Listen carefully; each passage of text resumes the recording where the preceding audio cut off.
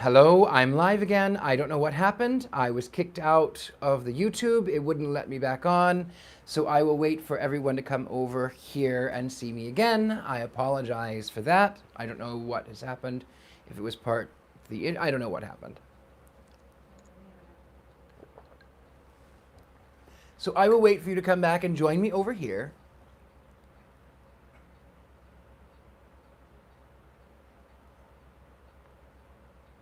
Hello, everybody. I'm so sorry. I don't know if I can share the previous one. I hope I can.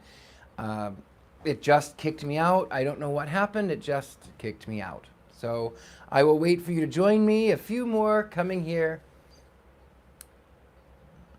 Excellent. Welcome back, my lovelies. Welcome back.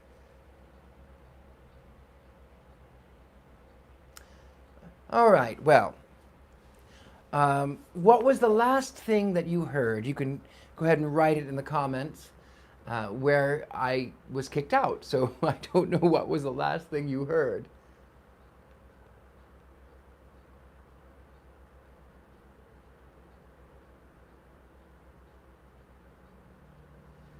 Nobody's going to answer yet? Okay, well, I'll just pick up where I think it went off. Okay, well, sugar skulls. Okay. Names, sang the old vendor. Tell me your names and I'll give you your sugar skull. Tom, said Tom. The old man plucked forth a skull. On it, in huge letters, was written, Tom. Tom took and held his own name, his own sweet, edible skull in his fingers. Ralph, and a skull with the name Ralph written on it was tossed forth. Ralph caught it, laughing. In a swift game, the bony hand plucked, tossed white skull after skull, sweetly on the cool air. Henry, Hank, Fred, George, Hackles, J.J., Wally. The boys bombarded, squealed and danced about, pelted with their own skulls and their own proud names, sugar encrusted upon each white brow of the skulls. They caught and almost dropped this splendid bombardment. They stood, mouths wide open, staring at the sugary death sweets in their gummy hands. And within the graveyard, way high, male soprano voices sang, Roberto, Maria, Conchita, Tomas, Calavera, sweet candy bones to eat. Your name on the snow-white sweet skull, you hurry down the street, you buy from the piled high white hills, in the square buy and eat, chew your name, what a treat. The boys lifted the sweet skulls in their fingers. Bite the T and the O and the M, Tom. Chew the H, swallow A, digest N, choke on K, Hank. Their mouths watered, but was it poison they held?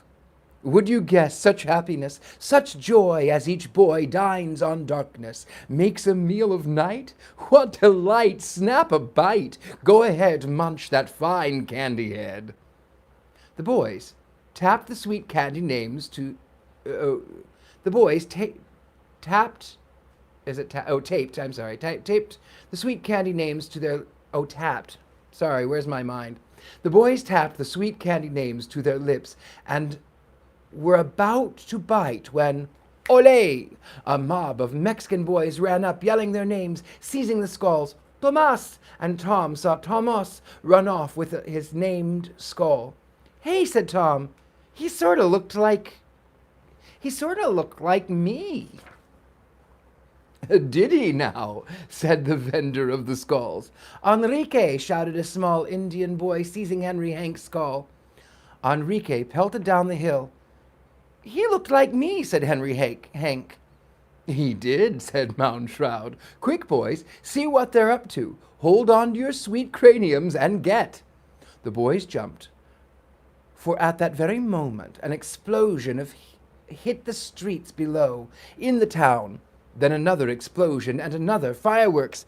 The boys took a last look in the flowers and graves cookies, food, skulls upon the graves, miniature funerals with miniature bodies and coffins at candles, crouched women, lonely boys, girls, men, and then whirled and exploded down the hill toward the firecrackers. Into the plaza, Tom and Ralph and all of the other costumed boys raced, panting. They jolted to a halt and danced about as 1,000 miniature firecrackers banged around their shoes. The lights were on. Suddenly the shops were open, and Tomas and Jose Juan and Enrique were lighting and tossing the firecrackers with yells. "Hey, Tom, from me, Tomas." Tom saw his own eyes glinting from the wild boy's face. "Henrique, this is Enrique. Bang!" "JJ, this bang from Jose Juan." "Oh, this is the best Halloween of all," said Tom. And it was. For never in all their wild travels had so much happened to be seen, smelled, touched. In every alley and door and window were mounds of sugar skulls with beautiful names. From every alley came the tap, tap of death watch beetle, coffin makers nailing, hammering, tapping coffin lids like wooden drums in the night. On every corner were stacks of newspapers with pictures of the mayor and his body painted in like a skeleton, or the president, his body all bones, or the loveliest maiden dressed like a xylophone, and death playing a tune on her musical ribs. "Calavera, Calavera, Calavera," the song drifted down the hill. "See the politicians buried in the news? Rest in peace beneath their names, such as fame. See the skeletons juggling, standing high on each other's shoulders, preaching sermons, wrestling, playing soccer, little runners, little jumpers, little skeletons that leap about and fall. Did you ever dream the death could be whittled down so very small?" And the song was true. Wherever the boys looked, where the miniature acrobats, trapeze performers, basketball players, priests, jugglers, tumblers, but all were skeletons, hand to hand, bony shoulders to shoulder, and all small enough for you to carry in your fingers.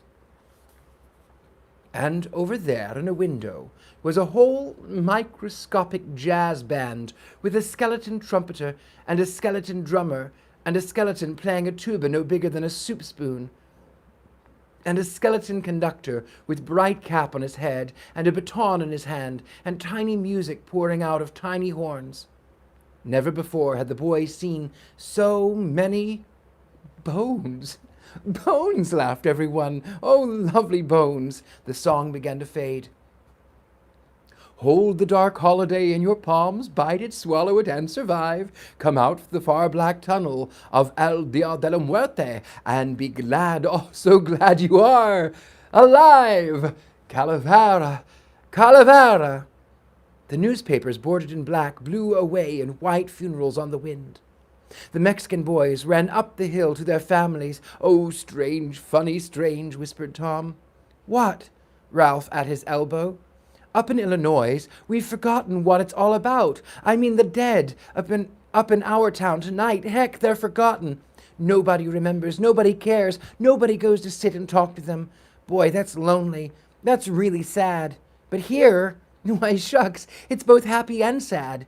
It's all firecrackers and skeleton toys down here in the plaza, and up in the graveyard now are all of the Mexican dead folks with their families, visiting, and flowers and candles and singing and candy.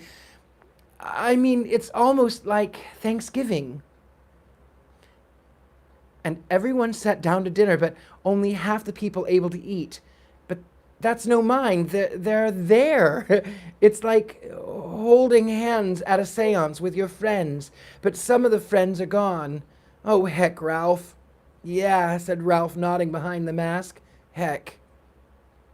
"Look, oh, look there," said JJ. The boys looked. On top of the mound of white sugar skulls was one with the name Pipkin on it.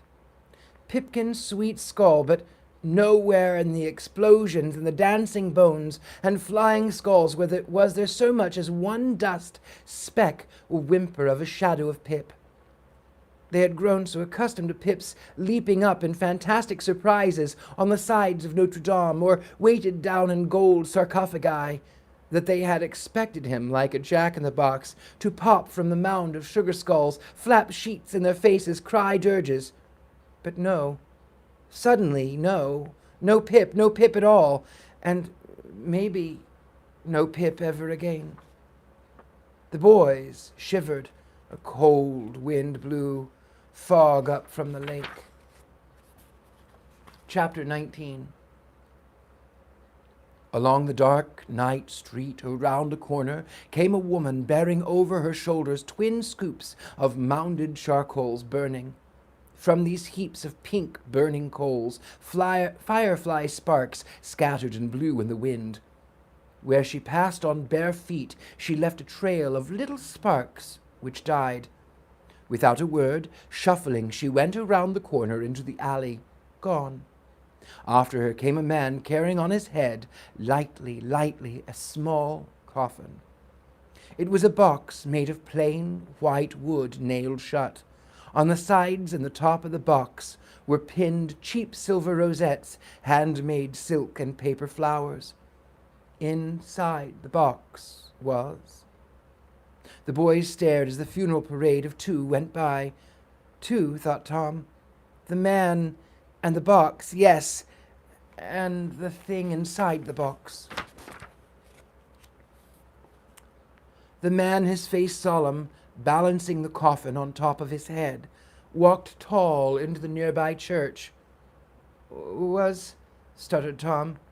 Was that Pip again, inside that box? What do you think, lad? Asked Moundshroud. I don't know, cried Tom. I only know I had enough. The night's been too long. I've seen too much. I know everything. Gosh, everything. Yeah, said everyone, clustering close by, shivering. And we've got to get home, don't we? What about Pipkin? Where is he? Is he alive or dead? Can we save him? Is he lost? Are we too late? What do we do? What? Cried everyone. And the same questions flew and burst from their mouths and welled in their eyes.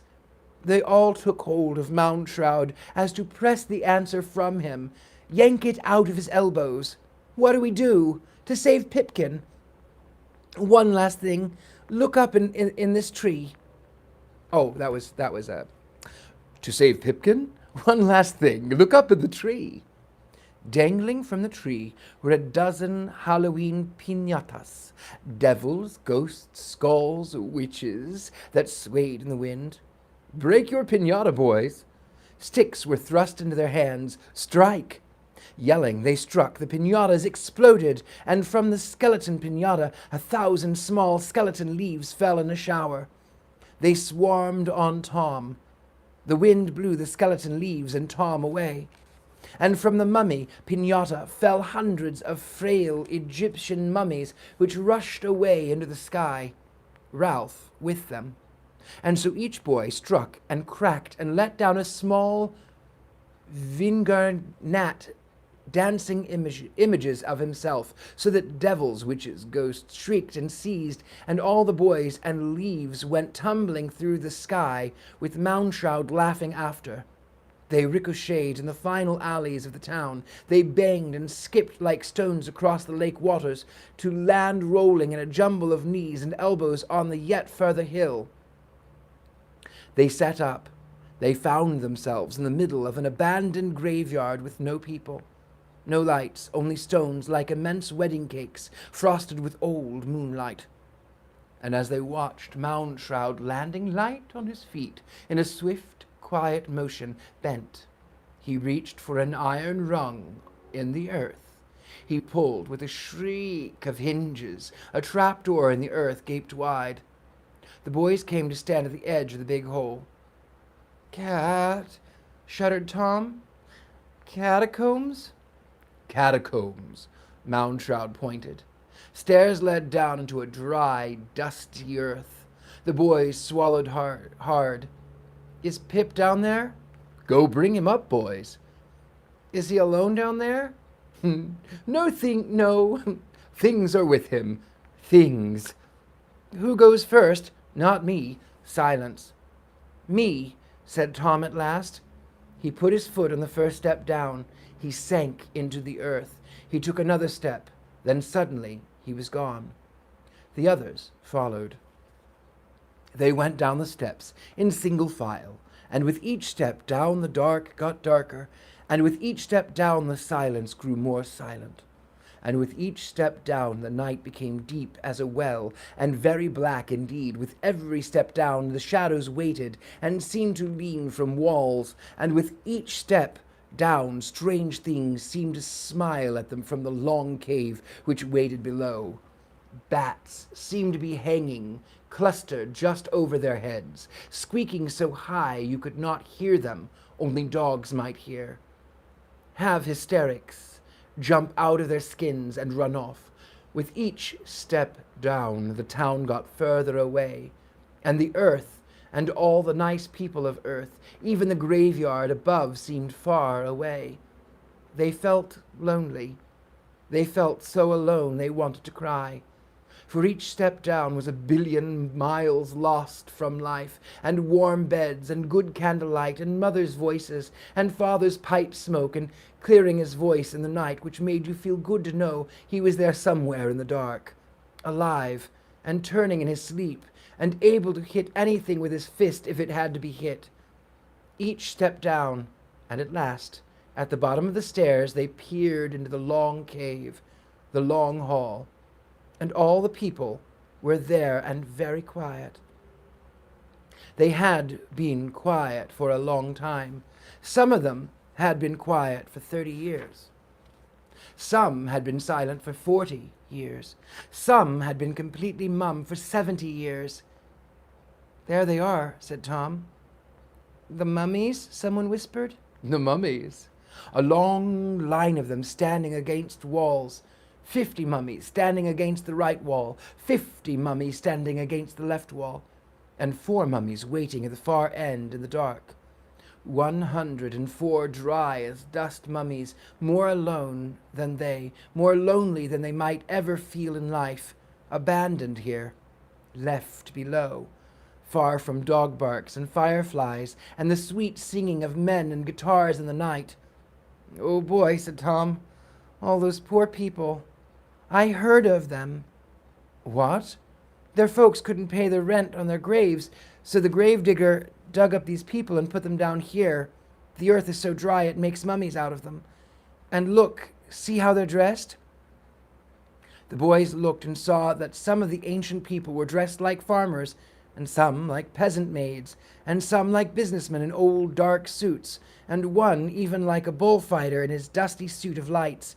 But inside their suits they were all thin bones and skin and spiderweb and dust that shook down through the ribs if you sneezed and trembled them. What's that? What's that? St! Everyone listened. They peered into the long vault. All the mummies looked back with empty eyes. All the mummies waited with empty hands. Someone was weeping at the far end of the long dark hall. Ah, came the sound. Oh, came the crying. Yee, and the small voice wept. Why, that's Pip. Only heard him cry once, but that's him, Pipkin, and he's trapped here in this catacomb. The boys stared, and they saw 100 feet away, crouched down in the corner, trapped in the most distant part of the catacomb, a small figure that moved. The shoulders twitched, the head was bent, and covered with trembling hands, and behind the hands the mouth wailed and was afraid. Pipkin? The crying stopped. Is that you? Whispered Tom. A long pause, a trembled in-suck of breath, and then, yes. Pip, for crying... What are you doing here? I don't know. Come out? I can't, I'm afraid. But Pip, if you stay there... Tom paused. Pip, he thought, if you stay, you stay forever. You stay with all the silence and the lonely ones. You stand in the long line, and tourists come and look at you and buy tickets to look at you some more. You, Pip, said Ralph behind the mask, you gotta come out. I can't, Pip sobbed. They won't let me. They? But they knew he meant the long line of mummies. In order to get out, he would have to run the gauntlet between the nightmares, the mysteries, and the dreadful ones, the dyers and the haunts. They can't stop you, Pip. Pip said, oh, yes, they can. Can, said echoes deep in the catacomb. I'm afraid to come out. And we're, said Ralph. Afraid to go in, thought everyone. Maybe if we chose one brave, said Tom, and stopped, for Pipkin was crying again, and the mummies waiting, and the night so dark, and the night, and the long tomb hall that would sink right through the floor if you stepped on it. And never more again the floor would seize your ankles with bony marble and hold you until the freezing cold froze you into a dry dust statue forever. Maybe, if we went in, a mob, all of us, said Ralph, and they tried to move, like a big spider with many legs. The boys tried to cram through the door. 2 steps forward, 1 step back, 1 step forward, 2 steps back.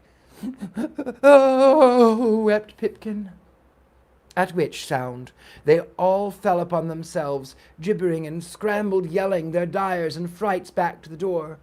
They heard an avalanche of heartbeats bang pains in their chest. Oh my gosh, what are we going to do? Him afraid to come, us afraid to go. What, wailed Tom.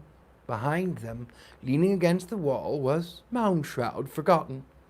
A little candle flame of smile flickered and went out among his teeth. Here, boys, save him with this. Mound Shroud reached into his dark cloak and brought forth a familiar white sugar candy skull, across the brow of which was written Pipkin. Save Pipkin, lads, strike a bargain. With who? With me, and others unnamed here. Break this skull in 8 delicious bits, boys, then hand them round, P for you, Tom thought, and I for you, Ralph, and half of the other P for you, Hank, and the other half for you, JJ, and some of the K for you, boy, and some for you, and here the I and the final N. Touch the sweet bits, lads. Listen, here's the dark deal. Do you truly want Pipkin to live? Such a fury of protest burst forth from the Mound Shroud was fair driven back by it. The boys barked like dogs against his barked like dogs against his so much as questioning their need for Pip's survival. There, he curried them. I see you mean it. Well, then, you will each give 1 year from the end of your life, boys. What? Said Tom. I mean it, boys. 1 year. 1 precious year from the far burned candle end of your life. With 1 year apiece, you can ransom dead Pipkin. A year, the whisper, the murmur, the appalling sum of it ran among them. It was hard to grasp. A year so far away, so far away was no year at all. Boys of 11 or 12 cannot guess at men of 70. A year? Sure, why not? Yes. Think, boys, think. This is no idle bargain struck with nothing. I mean it. It is true, and a fact. It is a grave condition you make, and a grave bargain you strike. 1 year each of you must promise to give. You won't miss the year now, of course, for you are very young, and I see by touching your mind you cannot guess the final situation. Only later, 50 years from this night, or 60 years from this dawn, when you are running low on time and dearly wish an extra day or so of fine weather and much joy, then's when Mr. D for Doom or Mr. B for Bones will show up with his bill to be paid. Or perhaps I will come, old Mound Shroud himself, a friend to lads, and say deliver, so year promised must be a year given over. I'll say give, and you must give. What will that mean to each of you? It will mean that those of you who might have lived to be 71 must die at 70. Some of you who might have lived to 86 must cough up your ghost at 85. That's a great age. A year more or less doesn't sound like much. When the time comes, boys, you may regret. But you will be able to say, this year I spent well, I gave for Pip, I made a loan of life for sweet Pipkin, the fairest apple that ever almost fell too early off the harvest tree. Some of you, at 49, must cross life off at 48, some at 55. Must lay them down to forever sleep at 54. Do you catch the whole thing intact now, boys? Do you add the figures? Is the arithmetic plain? A year. Who will bid 365 entire days from out of his own soul to get old Pipkin back? Think, boys. Silence. Then speak. There was a long, brooding silence of arithmetic, students doing inward sums, and the sums were very fast indeed. There was no question, though. They knew that years from now they might doubt this dreadful haste, yet what else could they do? Only swim out from shore and save a drowning boy before he sank a last time into a frightening dusk? Me, said Tom. I'll give a year. And me, said Ralph. I'm in, said Henry Hank. And me, said all the rest. Do you know what you pledge, boys? You do love Pipkin, then. Yes, yes. So be it, boys. Chew and eat, lads. Eat and chew. They popped the sweet bits of candy skull in their mouths. They chewed, they ate. Swallow darkness, boys. Give up your year.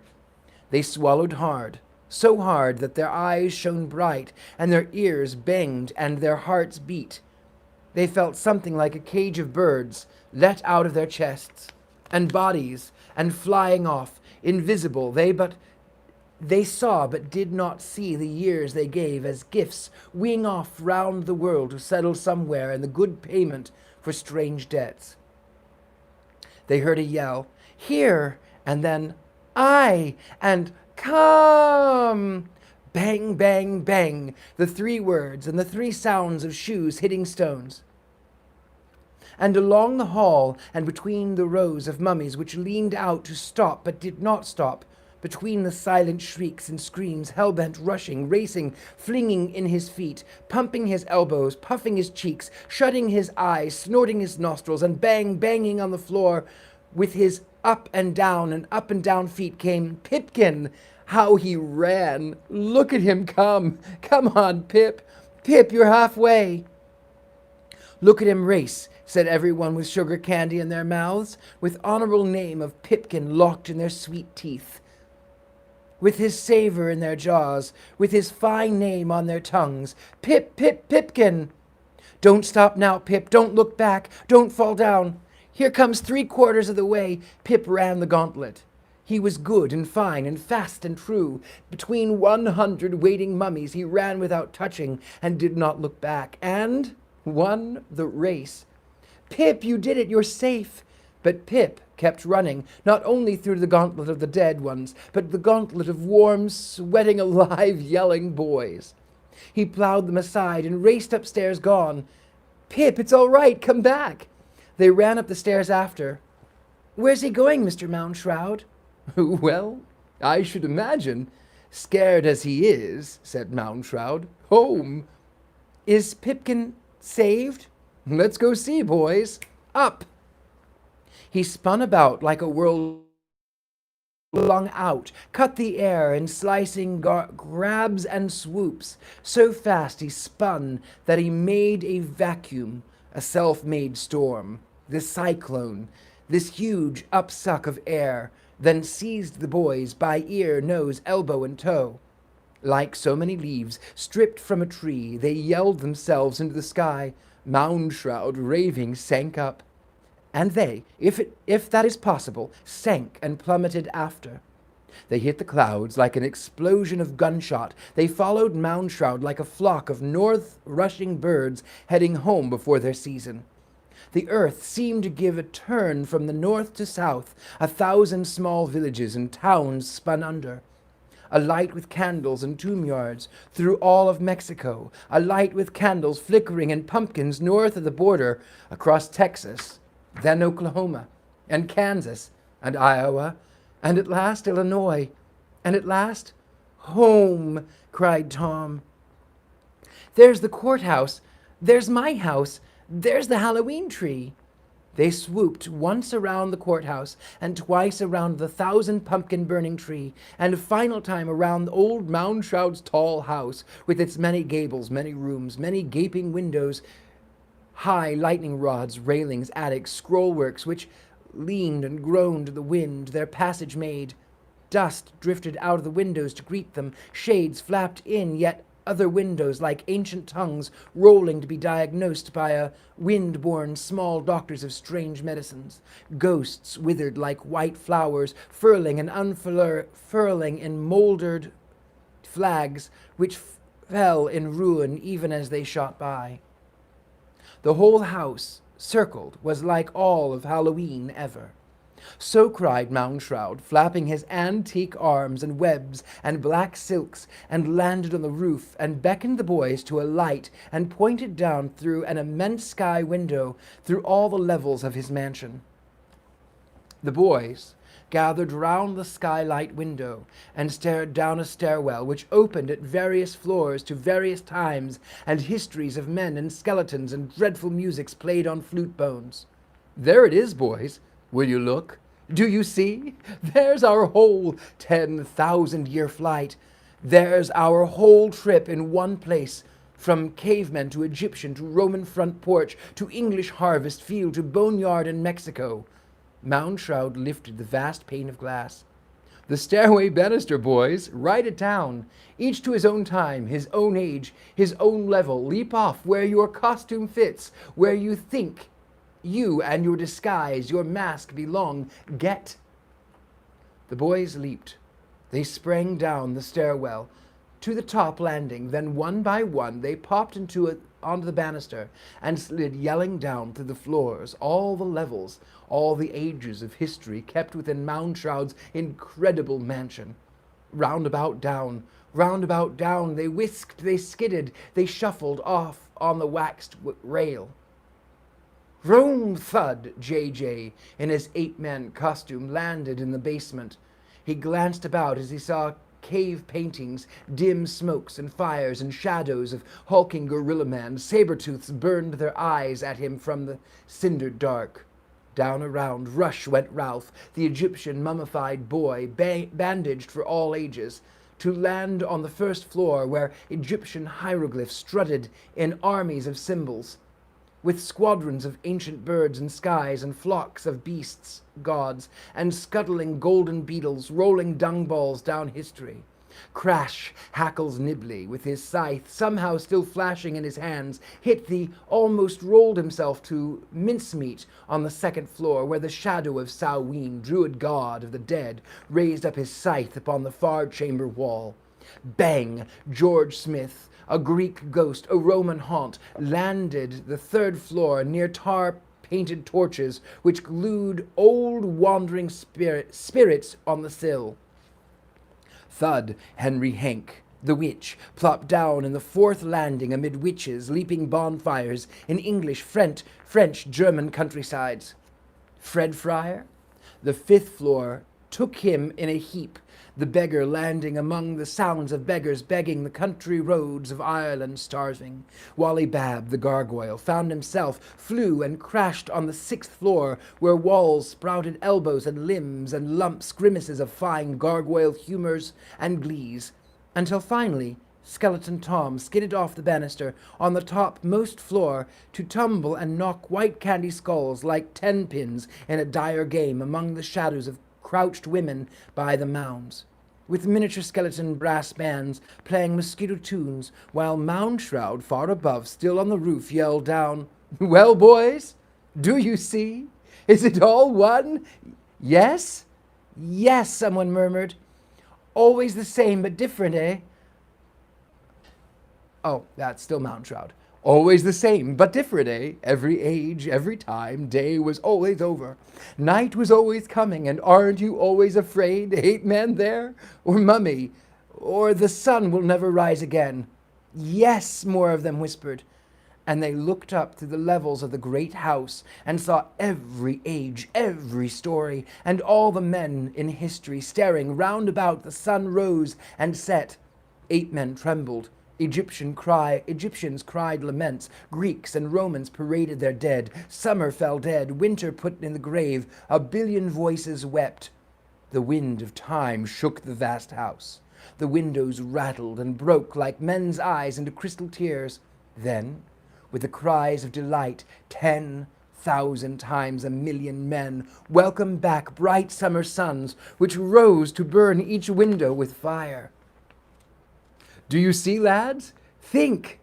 People vanished forever. They died. Oh, Lord, they died, but came back in dreams.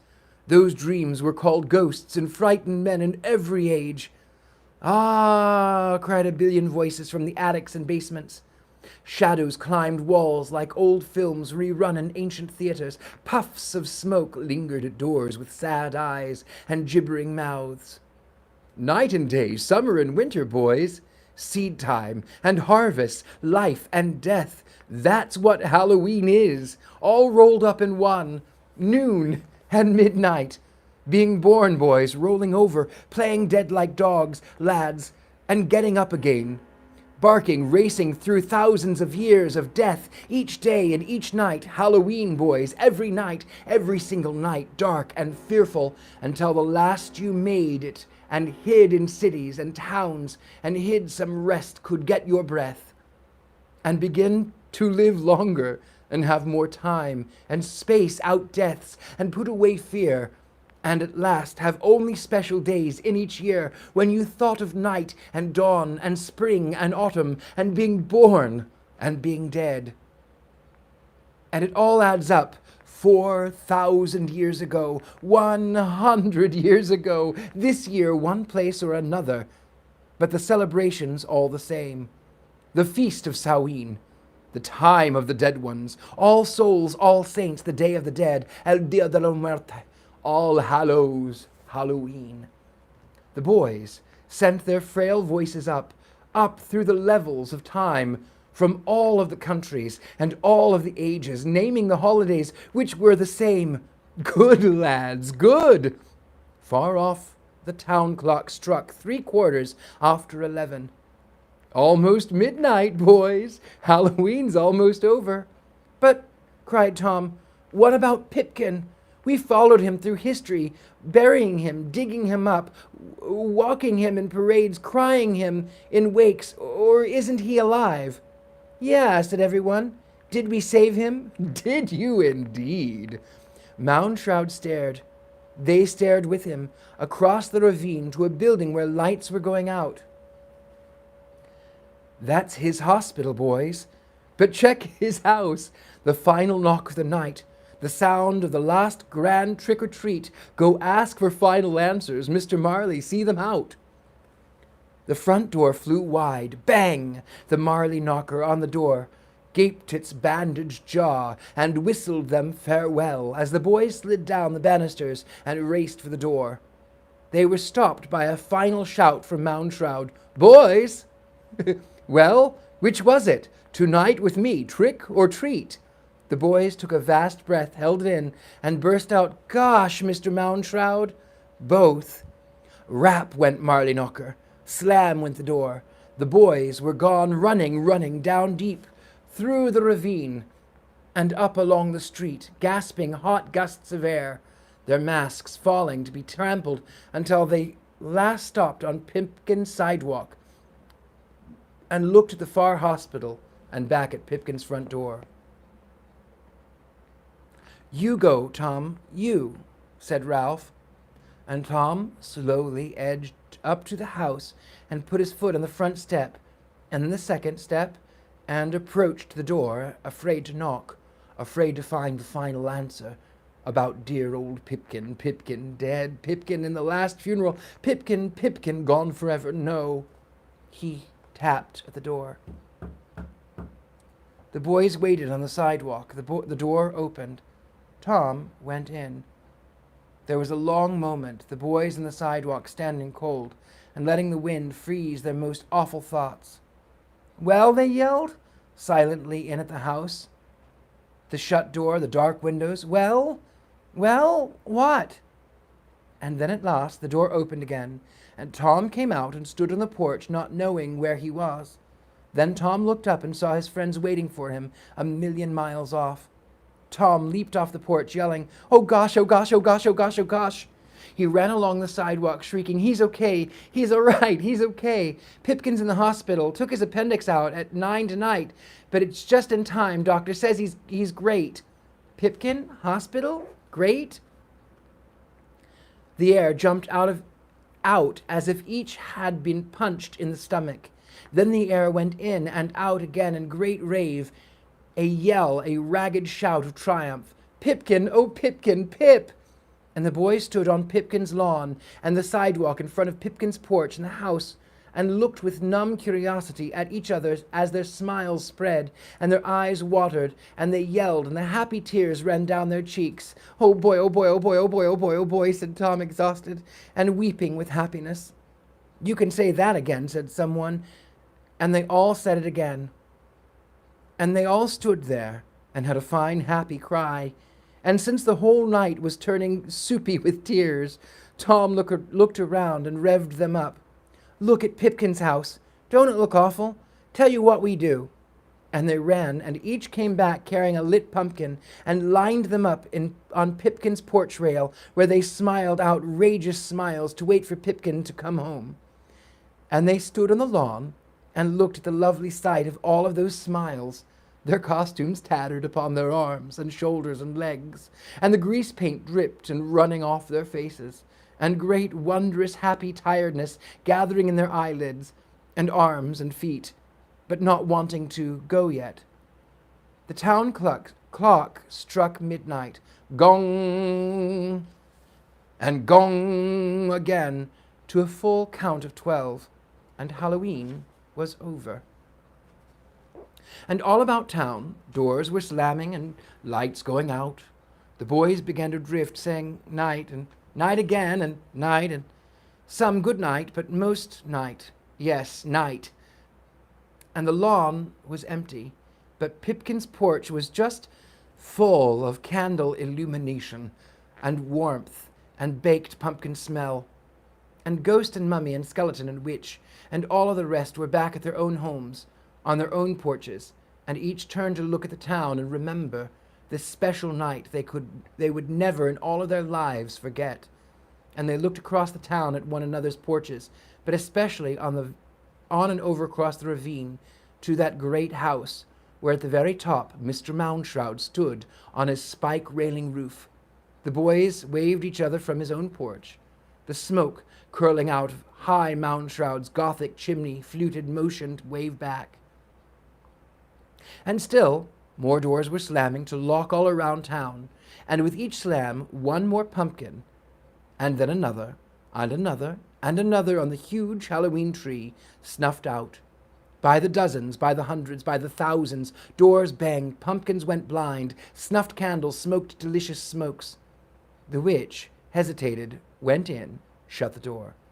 A witch-faced pumpkin on the tree went dark. The mummy stepped into his house and shut his door. A pumpkin with the face of a mummy extinguished its light.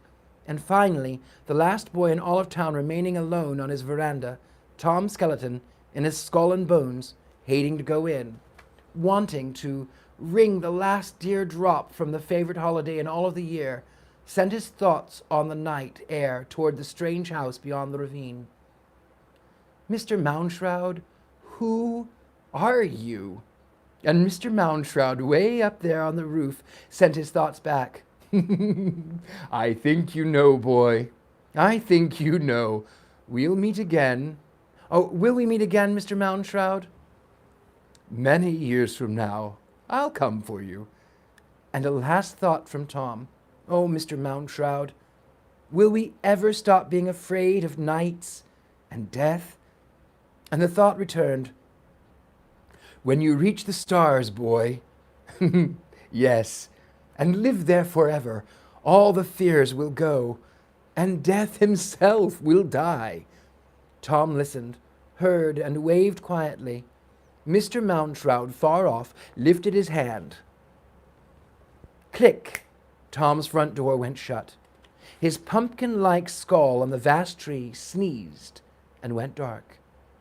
The wind stirred the great Halloween tree, which was now empty of all light, save one pumpkin at the very top.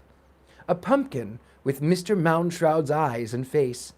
At the top of the house, Mr. Mounshroud leaned out, took a breath, and blew. His candle in his pumpkin's head on the tree fluttered, died.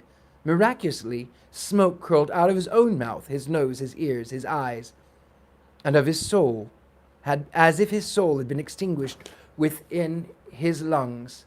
At every moment, the sweet pumpkin gave up its incensed ghost. He sank down into his house. The roof trapdoor closed. The wind came by. It rocked all the dark, smoking pumpkins on the vast and beautiful Halloween tree. The wind seized 1,000 dark leaves and blew them away up over the sky and down over earth toward the sun that must surely rise. Like the town, the tree turned off its embered smiles and slept. At 2 a.m, the wind came back for more leaves. That is the end. Thank you, my lovelies, for joining me. I hope you enjoyed the Halloween tree. It is, like I said, a Halloween classic. It is one that makes me more than a little emotional. You see, my lovely friends, when I was a child, I was a boy, I got to celebrate Halloween 1 year. I was 5. And that was the final year that I was able to celebrate Halloween. For many, many years. Because, my loves, that is where the satanic panic picked up. And suddenly,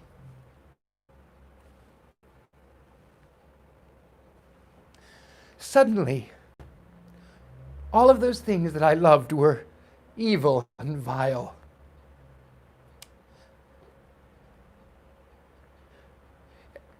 And the church made my parents afraid. Afraid of the devil's holiday.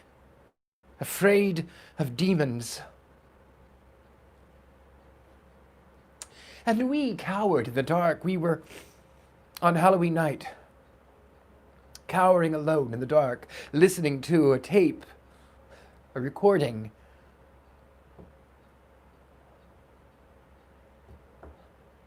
preaching about how evil Halloween was. Preaching that there were witches who were casting spells on Christians. That there were demons crawling in every nook and cranny. And on Halloween, when all of my friends were dressed in their costumes, I was removed from school.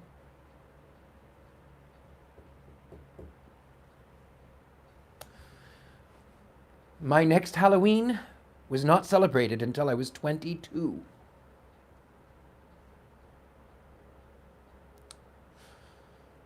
And so,